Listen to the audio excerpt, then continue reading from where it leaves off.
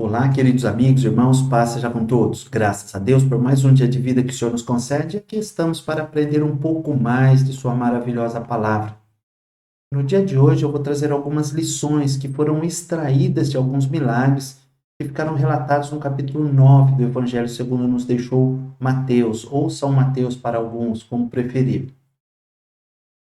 E não apenas para te enriquecer intelectualmente, o que já seria algo fantástico, mas para que você possa tomar conhecimento que você pode desfrutar dos mesmos milagres e de outros no dia de hoje.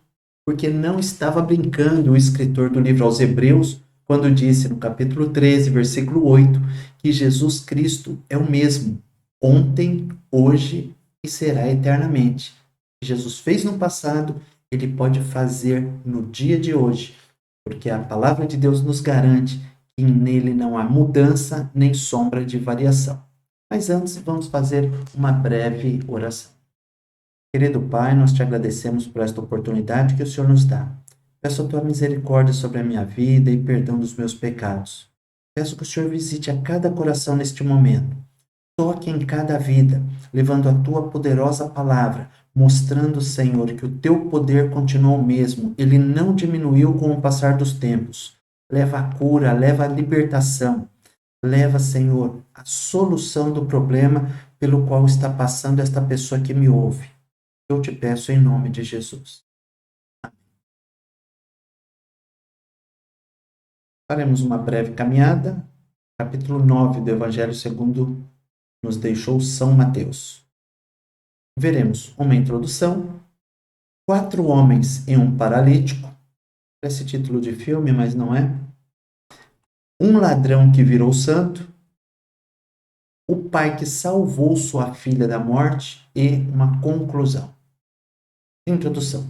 O capítulo 9 de Mateus nos traz algumas curtas histórias que tiveram um desfecho fascinante com a intervenção de Jesus.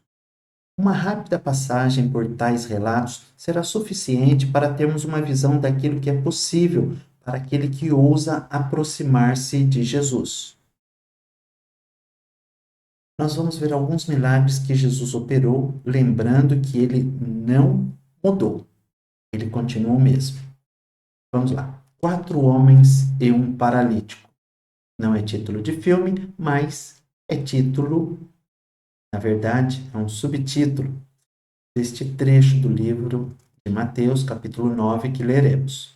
Eu lerei alguns versículos que estão na cor amarela e depois farei alguns comentários sobre os versículos que nós lemos, seguindo a mesma estrutura da aula anterior e de algumas que temos tido ultimamente. Vamos lá. Depois que Jesus libertou os 2 endemoniados, gadarenos ou gergesenos, e foi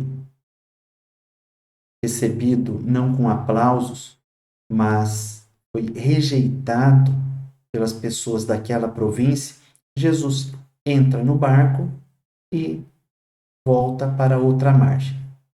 Mateus nos relata isso dessa forma. E entrando no barco, Jesus passou para outra margem e chegou à sua cidade. Cafarnaum era conhecida como a cidade de Jesus.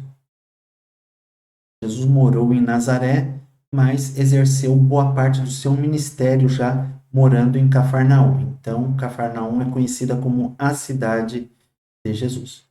E eis que lhe trouxeram um paralítico deitado numa cama. E Jesus, vendo a fé deles, disse ao paralítico: Filho, tem bom ânimo, perdoados te são os teus pecados. E eis que alguns dos escribas, alguns religiosos, alguns conhecedores da lei, da palavra de Deus, diziam entre si: que blasfema! Mas Jesus, conhecendo os seus pensamentos, disse: Por que pensais mal em vosso coração? Pois o que é mais fácil? Dizer ao paralítico: perdoados te são os teus pecados? Ou levanta-te e anda? Ora, para que saibais que o Filho do Homem, Jesus se referia a si como o Filho do Homem. O Filho do Homem tem na terra autoridade para perdoar pecados. Disse então ao paralítico: Levanta-te, toma a tua cama e vai para a tua casa. E o que aconteceu com o paralítico? Eis o relato. E levantando-se, foi para a sua casa. E a multidão, vendo isso, maravilhou-se e glorificou a Deus que dera tal poder aos homens. Vamos a alguns comentários breves. Jesus viu a fé deles. O evangelho de Marcos e de Lucas é mais rico em detalhes sobre essa passagem. Aqui é dito que apenas alguns amigos levaram o paralítico deitado em uma cama até Jesus. Mas se você for um pouco mais para frente, capítulo 5 do Evangelho de Marcos e 8 de Lucas, vocês vão observar que eles se dirigiram a Jesus não de uma maneira convencional. Aqueles 4 homens estavam carregando um paralítico em uma maca e não tendo como chegar-se até Jesus por entre a multidão, que havia muitas pessoas, que fizeram? Foram por cima de onde Jesus estava. Não, eles não tinham o dom de voar. Eles foram pelo telhado, eles escalaram o telhado, eles se esforçaram além do comum para subir no telhado e ainda carregando um paralítico. E a cena foi bastante estranha, porque enquanto Jesus estava pregando, Jesus estava ensinando, o telhado começou a se abrir, uma luz começou a raiar naquele local. E não era uma luz espiritual brilhando na direção de Jesus, era a luz do sol que estava entrando por conta do buraco que aqueles 4 homens estavam fazendo para fazer descer o paralítico pelo telhado. Imagine a cena. Imagine o que não ouviram aqueles homens destruindo um telhado para colocar um paralítico do lado de Jesus. Mas valeu a pena. O paralítico, quando foi colocado do lado de Jesus, Jesus disse que os seus pecados estavam perdoados. A preocupação principal de Jesus com qualquer um de nós é a salvação. Jesus tem mais interesse em perdoar os pecados do que curar. Sim, nós vamos ver daqui a pouco, em uma outra passagem, que Jesus disse a uma pessoa que se aproximou dele que a fé dela a havia salvo. Sim, a fé tinha salvado uma pessoa. E aí Jesus dispensou dizendo, vai, seja curada deste teu mal. Então vamos lá. Jesus se preocupa muito com a área espiritual da tua vida. Jesus se preocupa com o teu espírito, porque sabe que ele é o que você tem de mais importante. Você tem algo que é imortal. Essa carne aqui, um dia, vai ser comida de bicho. Sim, os vermes vão acabar com este corpo. Mas dentro dele há um espírito. E esse espírito viverá para sempre. Mas vamos prosseguir aqui algumas lições. Jesus viu a fé deles. Jesus disse para aquele paralítico: perdoados estão os teus pecados. Alguns criticaram. Onde já se viu, Jesus está blasfemando. Jesus está tomando para si algo que pertence só a Deus, porque só Deus pode perdoar os pecados. Aí Jesus, conhecendo o pensamento deles, disse: bem, qual é mais fácil dizer, perdoados estão os teus pecados, ou dizer, levanta-te e anda? Bom, em termos de pronúncia, os dois têm a mesma facilidade. Agora, quem pode perdoar pecado é aquele que pode levantar também o paralítico. Como eles não creram naquilo que não viram, Jesus disse, vou dar algo para que eles possam ver. Levanta-te e anda. E curou ali o paralítico. Jesus viu a fé deles. Aqueles homens tiveram uma ação. A fé, ela vem antes da vitória. As ações, elas precedem a vitória. Quer ter vitória? Tenha fé. Ah, mas está difícil. Por isso que chama fé. Se fosse fácil, não se chamaria fé. Você tem fé que eu, largando este lápis, ele vai para baixo? Ele será atraído? Eu disse lápis, mas é lapiseira. Isso. Se eu largar, ela vai ser atraída pela força da gravidade em direção ao chão? Todo mundo creu nisso, não é? Ninguém esperava que esta lapiseira voasse. Ora, esperar que a lapiseira siga o seu curso natural não é fé. Fé é acreditar em algo que naturalmente não é possível. É crer que algo acontecerá antes de aquilo acontecer, mesmo que seja improvável. A palavra de Deus diz que a fé é o firme fundamento das coisas que se esperam e a prova das coisas que se não vê. Hebreus capítulo 12, primeiro versículo. Traduzindo, o que é isso? É crer no invisível, crer naquilo que não se está vendo, com certeza de que aquilo vai acontecer. Isso é fé, uma definição mais simples. Eles tiveram uma atitude, eles criam que aquilo poderia acontecer e por isso eles empenharam forças naquilo. Eles sabiam que enfrentariam críticas, seriam criticados, mas eles enfrentaram as críticas. Eles sabiam que poderiam passar vergonha na frente de todas aquelas pessoas, mas eles enfrentaram aquele sentimento de vergonha. Eles sabiam que muitas pessoas ficariam constrangidas com as ações deles, mas aquilo não os impediu de prosseguir em direção a Cristo. Eles até causaram algum prejuízo, eles estavam olhando o milagre atrás do qual eles estavam indo. Eles não foram politicamente corretos, mas demonstraram fé, amor e ousadia. Logo após ser curado, ele se levantou, tomou a sua cama e andou. Fez aquilo que Jesus havia pedido para ele fazer. Ora, é importante que depois nada, antes mesmo de recebermos um milagre, nós façamos aquilo que Jesus quer que nós façamos. E o que Jesus quer que nós façamos? Que o reconheçamos como Senhor de nossas vidas e que Deus o ressuscitou dos mortos para a nossa justificação, para perdão dos nossos pecados. É isso que Jesus quer de nós. Muito simples, não? Pois é.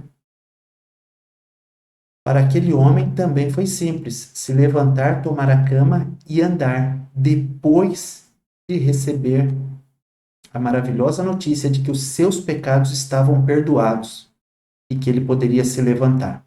Jesus Cristo quer perdoar os teus pecados e quer te levantar do meio onde você se encontra, no meio da enfermidade, no meio da dificuldade, no meio da falta de recursos financeiros, de um relacionamento abalado. Jesus quer fazer você se levantar, da mesma maneira que ele fez com o paralítico. Talvez você me pergunte, talvez você me pergunte, você sabe o que eu estou passando? Não, eu não sei o que você está passando e nem quero saber o que você está passando.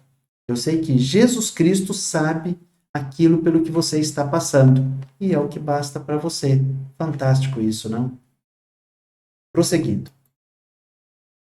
Um ladrão que virou santo. Mas tem ladrão que vira santo? Não, não foi aquele da cruz. O ladrão da cruz. Não, ninguém roubou a cruz. O ladrão da cruz não é o ladrão que roubou a cruz, é o ladrão que foi crucificado com Cristo. Volta aqui. Não estou me referindo àquele ladrão que a tradição atribui o nome dele de Dimas. Alguns chamam de o bom ladrão, ladrão que se arrependeu ali quando estava passando para o outro lado da vida. Estamos falando de um ladrão que virou santo aqui. Quem é este ladrão? Vamos ler e você vai saber quem é. E Jesus, passando adiante dali, depois de ter curado o paralítico, Viu assentado na alfândega, na coletoria, no local onde se cobravam os impostos, um homem chamado Mateus, que em alguns evangelhos também é chamado de Levi. Este Mateus que relatou a vida de Jesus aqui, o primeiro livro do Novo Testamento. Jesus disse a ele: segue-me. E Mateus, levantando-se, o seguiu. E aconteceu que, estando ele em casa, sentado à mesa, chegaram muitos publicanos e pecadores e sentaram-se juntamente com Jesus e seus discípulos. Mateus ofereceu um banquete aqui e muitos pecadores foram até a casa dele. Era um cobrador de impostos. Nós vamos ver o que isso representava, o que essa profissão representava para os judeus da época. E os fariseus, vendo isso, Jesus no meio dos publicanos, dos cobradores de impostos, dos fiscais e dos pecadores, disseram aos seus discípulos: por que come o vosso mestre com os publicanos e pecadores? Jesus, porém, ouvindo, disse-lhes: ô pessoal, não necessitam de médico os sãos. Quem está saudável não precisa de médico. Quem precisa de médico são os doentes. Bom, ide. Ide, porém, e aprendei o que significa misericórdia quero e não sacrifício. Porque eu não vim chamar os justos, mas os pecadores ao arrependimento. Não que não haja pessoas que não pequem. Todos pecaram e carecem da graça, da misericórdia, da glória de Deus em suas vidas. Mas alguns se julgavam não tão pecadores. Já adiantando um pouco a lição, começando a explicação pelo final aqui, e isso não vai prejudicar o entendimento, Jesus está dizendo o seguinte: aqueles que se acham justos não precisam de perdão. Aqueles que acham que não precisam de médico, não precisam se dirigir ao médico. Perda de tempo. Acontece que nós todos temos um problema grave em nosso espírito, que se chama pecado. Todos somos pecadores. Todos pecaram. Não há um sequer que possa se dizer justo. Por isso, todos necessitamos de nos arrepender pelos erros que cometemos, pelos pecados que praticamos. Atenção. Praticamos, eu estou me referindo ao verbo no passado. Não o praticamos, nós praticamos no presente. Eu pratico, tu praticas, ele pratica. Nós praticamos. Nada disso. Nós não podemos viver na prática do pecado. O pecado na vida de um cristão, daquele que quer fazer a vontade de Deus, é um acidente de percurso, não algo planejado, não algo programado. Acontece. E aquela hora que você explode e depois põe a mão na cabeça e fala: fiz besteira, como eu vou consertar isso? O pior é que não dá para consertar. Gente, que coisa triste é isso. Você explode e depois não deveria ter feito isso. Mas é para isso que existe o perdão de Deus. Para que você se corrija também. O perdão de Deus, ele não somente apaga o teu erro, como te dá força para você não mais cometê-lo. Vamos aos comentários. A profissão de Mateus era classificada entre as prostitutas e os pecadores da classe mais vil, os pecadores da classe mais baixa. Para um judeu, para um fariseu, para um religioso da época, publicanos eram homens já perdidos, sem direito sequer ao arrependimento. Era alguém que estava caminhando com um bilhete do inferno já nas mãos, porque não teria salvação. E Jesus vai e chama quem? Exatamente um deles. A pior espécie de pecador para um judeu. Os religiosos ficaram horrorizados, a ponto de perguntarem aos discípulos: Porque o teu mestre está comendo com gente desse tipo, com pecadores e publicanos. Porque pecadores poderiam se arrepender, mas publicanos era pior que pecadores. E aí Jesus disse: Olha, eu vim para trazer remédio para aqueles que estão doentes. Aqueles que estão bons não precisam de remédio. Jesus estava se referindo àquelas pessoas que reconheciam que eram pecadores, estes são os doentes. Para esses é que Jesus disse que veio. Agora, para aqueles que não se acham pecadores, que não precisam do perdão de Deus, esses se acham sãos, se acham saudáveis espiritualmente. Jesus disse que esses não precisam, mas são esses que vão para o inferno, porque estão rejeitando a misericórdia de Cristo. É difícil de entender, mas há aqueles que se julgam tão bons por não roubar, não matar, não se prostituir, por fazer caridade, se acham tão bons que acham que não precisa do perdão de Deus e de Jesus Cristo para entrar no céu. E há outros que se acham tão pecadores que não acreditam que o poder do sangue de Jesus derramado na cruz possa apagar os seus pecados.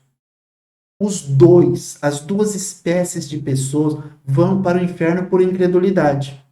Uma por acreditar que não precisa do perdão, e a outra por não acreditar que o poder de Deus é suficiente para apagar todos os seus pecados. Minha esposa me falou uma frase, foi uma expressão utilizada que eu achei bastante interessante. Que todos os pecados da humanidade não se comparam. Vamos lá. Todos os pecados da humanidade, diante da misericórdia de Deus e do seu perdão, não se comparam a uma pequena brasa jogada no meio do oceano. Qual o prejuízo que uma pequena brasa causa a um oceano? Absolutamente nenhum. Pois menos ainda prejudica a misericórdia e o perdão de Deus todos os pecados da humanidade. Então, ouça com atenção. Há perdão para o teu pecado. Jesus mostrou que não há quem não possa arrepender-se e ser salvo. Salvação é para você também. Mateus, tom S aqui, foi chamado, levantou-se e seguiu Jesus. A partir do momento que Mateus recebeu um chamado, ele obedeceu. Você já obedeceu o chamado de Jesus? Está esperando ele te chamar? Está aqui o chamado dele, ele já chamou. Vinde a mim, todos vós que estáis cansados e sobrecarregados, e eu vos aliviarei. E aprendei de mim, que sou manso e humilde de coração, e encontrareis descanso para as vossas almas. Quer descanso para a tua alma? Se entregue a Cristo. Vai esperar sentir? Está errado. Mateus não sentiu, Mateus obedeceu. Eu estou sentindo. Desculpa. Alguns dizem, eu estou aguardando sentir para me batizar. Ué, está esperando sentir para se batizar? Está esperando sentir para seguir Jesus? Engraçado. Algumas pessoas querem sentir para fazer as coisas. Você espera sentir vontade de trabalhar para ir trabalhar? Não. Você espera sentir vontade para estudar, para se dedicar ao estudo? Não. Então, por que esperar sentir vontade para fazer algumas coisas? Há coisas que nós devemos lutar contra elas. Tem coisas que nos vêm à vontade, mas nós devemos lutar contra essa vontade. Então, não tem que esperar bater vontade. Você é uma pessoa inteligente, basta obedecer. Aquele homem deixou o passado, é o que você precisa fazer. Então, fica pensando nas coisas que você fazia antes, não. Olha para frente. Mateus decidiu romper com o passado, e é o que você tem que fazer. Se tem problema com bebida, não vai guardar bebida de estimação em casa. Se tem problema com cigarro, não vai guardar aquele último maço. Rompa com o passado. Se você anda ligando para alguma mulher, ou alguma mulher anda ligando para algum homem que não deveria, apague o número do telefone do celular. Isso é chave de cadeia. É perigoso. Sai fora. Os religiosos criticaram Jesus. Por quê? Porque perdoou um pecador. E muitas vezes você age como aqueles religiosos. Sim, de que maneira? Olhando e criticando as pessoas que estão ao teu redor. Você não costuma criticar quando uma pessoa conhecidamente pecadora se entrega para Jesus. Como diz o nosso amado pastor Ivaldo, isso acontece nas outras igrejas. Na nossa não acontece. Não tem ninguém que olha e discrimine um pecador arrependido. Na nossa igreja não tem. Isso só tem nas outras. Será isso verdade? Se isso estiver acontecendo com você, tome jeito. Jesus perdoa independente do pecado. Alguns dizem, depois de ter matado, roubado, aprontado, 1001, agora vai para a igreja e diz que é santo. É que se diz santo. É Deus que diz que é santo. Mateus era um ladrão, virou santo. O pai que salvou sua filha da morte.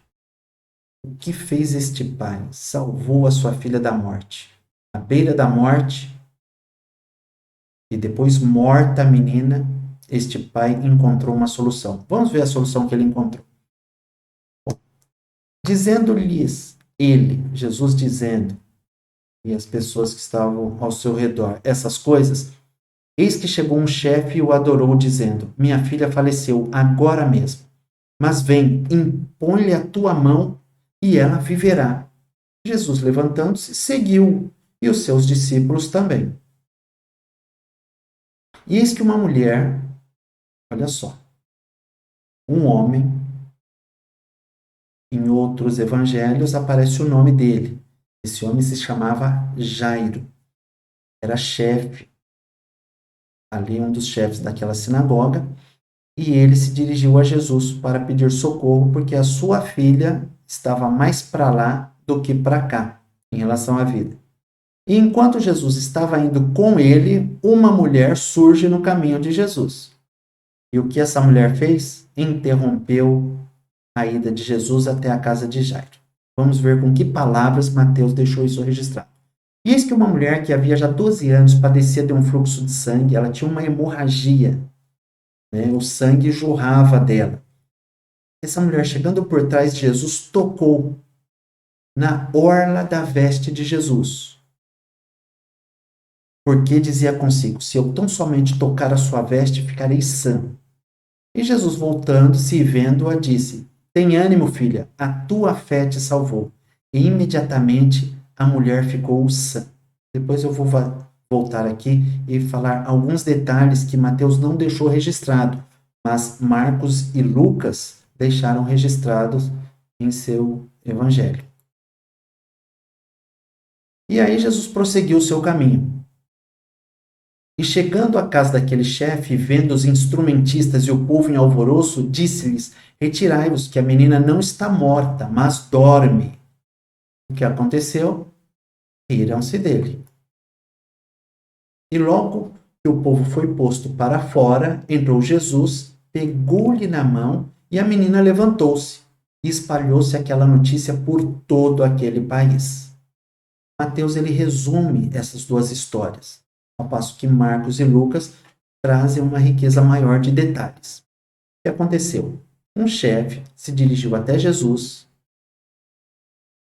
um religioso, abandonou alguns preconceitos que tinha em relação à pessoa do Mestre Jesus Cristo e se dirigiu a ele. E pediu para que Jesus resolvesse um problema sério, porque a sua filha estava praticamente morta. Mateus relata no momento em que a menina estava morta já, que pode ser interpretado como estar à beira da morte. Não há problema em interpretar desta maneira. Marcos e Lucas relatam que o homem foi até Jesus e disse que a sua filha estava moribunda, estava à beira da morte. Não há contradição, há um complemento de informações. Mateus relata uma parte da história, Lucas, o médico, e Marcos dão mais detalhes. Lucas era mais minucioso. Lucas deixa relatado o tempo em que o tempo de vida daquela criança. Ele também relata o tempo em que aquela mulher padecia do fluxo de sangue. Capítulo 8, vamos ver qual versículo.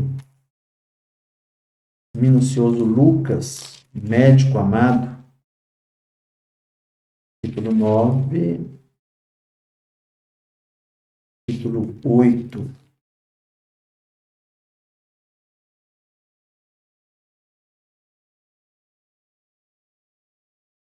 Capítulo 8.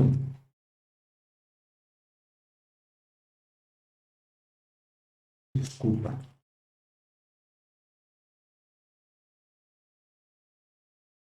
Procurando em Marcos, eu não vou achar Lucas 8. Pequeno equívoco aqui. Ao vivo acontece isso, então vamos lá.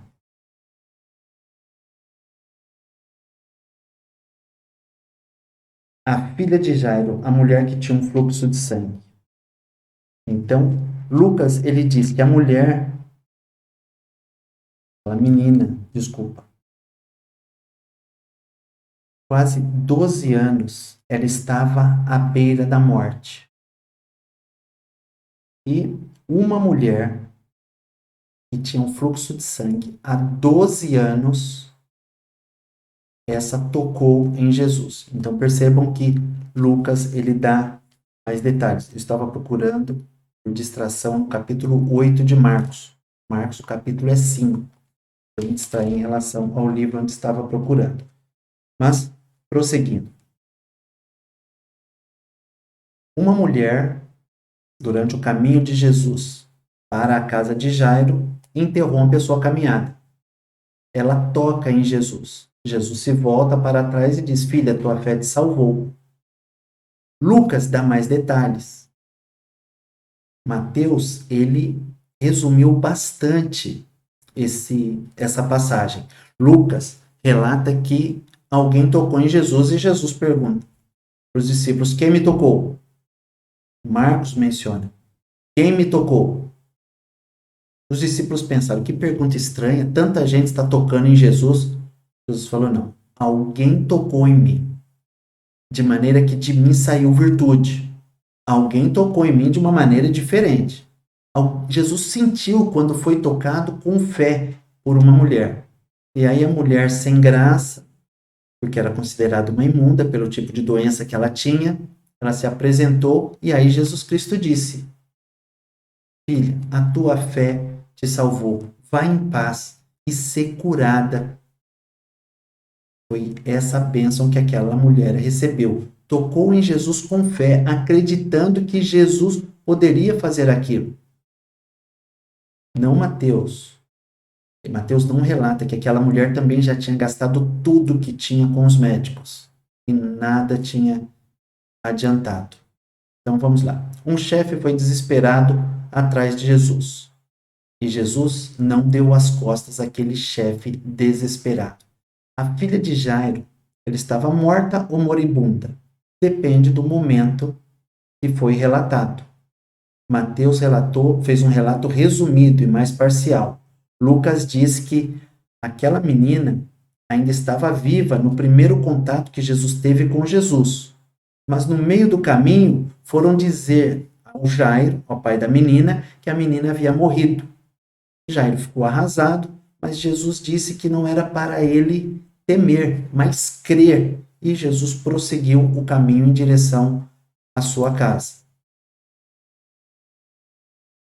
Bom, a mulher sofria há 12 anos. A mulher atrapalhou os planos de Jairo, mas não os de Jesus. Houve cura após o toque em Jesus para aquela mulher. Marcos e Lucas fazem o relato da mesma situação sob pontos de vista diferentes. Deram mais detalhes do que Mateus. Enquanto Jesus era detido por uma mulher, uma péssima notícia havia chegado até o chefe que havia procurado Jesus. Mas Jesus disse para ele não se preocupar. Como Jairo voltou para casa, com certeza abalado por conta da notícia da morte de sua filha. Mas Jesus continuou como se nada tivesse acontecido com a menina. E chegando à casa de Jairo, fez o povo que chorava passar a sorrir. A princípio, pensaram que Jesus fosse louco, insensível com a morte daquela menina ou esquizofrênico, vivia em uma outra realidade. Como Jesus pode dizer que uma menina que está morta está apenas dormindo? Absurdo.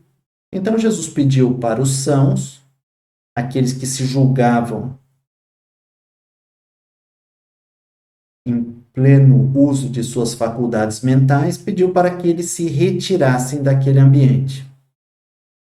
A Bíblia diz, ou melhor, Lucas e Marcos completam esse relato dizendo que Jesus pediu para que todos saíssem daquele recinto onde a menina estava. E Jesus chamou para junto dele os pais da menina, Pedro, Tiago e João. Aqueles que criam, porque quem não cria, que fique do lado de fora. Quem não crê não vai ver o milagre de Deus. Quem crer vai ver o milagre de Deus. Quem ali estava crendo? Jesus, Pedro, Tiago, João e os pais da menina. Jesus pegou a mão da menina e ela ressuscitou. Jesus curou aquela menina. Não somente de uma enfermidade, na verdade, Jesus ressuscitou. É esse o poder que Jesus tem, para ressuscitar mortos, quanto mais para curar qualquer enfermidade. E como nós já vimos que Jesus é o mesmo ontem, hoje e será eternamente, aproveite a oportunidade. Faça como aquela mulher, toque em Jesus. Faça como Jairo, não se desanime com o agravamento da situação, com o agravamento do estado de saúde do teu parente, do teu amigo, do teu ente querido. Continue acreditando como acreditou Jairo. A situação piorou drasticamente para Jairo. Ficou terrível. Chegou no fundo do poço. A sua filha estava morta. Mas com ele estava o autor da vida. E Jesus Cristo levou vida até aquela menina. A virtude saiu dele e foi para aquela menina. Da mesma forma que a virtude saiu de Jesus e foi para aquela mulher que foi curada do fluxo de sangue. E a virtude de Jesus é infinita. A virtude de Jesus não gasta com o tempo. Não é porque saiu virtude dele que ele vai ficando mais enfraquecido. Jesus Cristo não é bateria que quanto mais usa, mais ela descarrega.